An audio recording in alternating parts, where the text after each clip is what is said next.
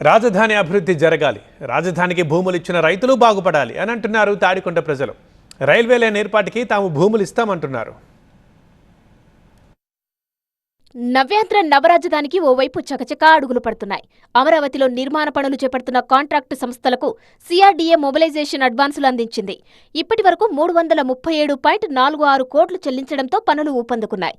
మరోవైపు అమరావతి మీదుగా వెళ్లే రైల్వే లైన్ కోసం భూములు తీసుకునే ప్రక్రియ కొనసాగుతుంది. తెలంగాణలోని ఎర్రుపాలెం నుంచి రాజధాని ప్రాంతం మీదుగా నంబూరు వరకు 56 కిలోమీటర్ల మేర నూతన రైల్వే లైన్ నిర్మిస్తోంది కేంద్రం. అందుకు గాను 2,545 కోట్లు ఖర్చు చేయనుంది. ఖమ్మం జిల్లాలో 25 ఎకరాలు, ఎన్టీఆర్, గుంటూరు, పల్నాడు జిల్లాలో మొత్తం 864 ఎకరాల భూమి రైల్వే లైన్కు అవసరమవుతుంది. రాజధాని రెండో విడతలో భాగంగా భూ సమీకరణ జరిగే అమరావతి, తుళ్లూరు, తాడికొండ మండలాల మీదుగా రైల్వే లైన్ వెళ్తుంది. ఈ ప్రాంతాల్లో భూ సమీకరణకు సంబంధించి గ్రామ సభలు నిర్వహిస్తున్నారు అధికారులు. తాడికొండ మండలంలోని తాడికొండ, కంతేరు, పెదపరిమిలో రైల్వే లైన్ కోసం రైతుల నుంచి భూమిని తీసుకునేందుకు అధికారులు పెగ్ మార్కింగ్ మొదలు పెట్టినట్టు తెలుస్తోంది. రైల్వే లైన్ కోసం భూములు ఇచ్చేందుకు తాము సిద్ధంగా ఉన్నామన్నారు తాడికొండ రైతులు. భూ సమీకరణకైతే ఇద్దాం అనుకుంటున్నాం. రైల్వే ట్రాక్ ఇరువైపులా సర్వీస్ రోడ్లు నిర్మాణం చేయాలి.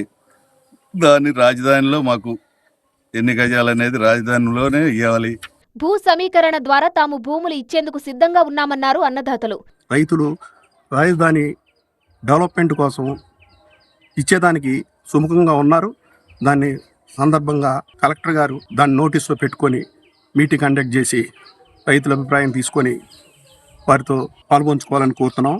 రాజధాని అభివృద్ధికి తాము సంపూర్ణ మద్దతు ప్రకటిస్తున్నామన్నారు రైతులు.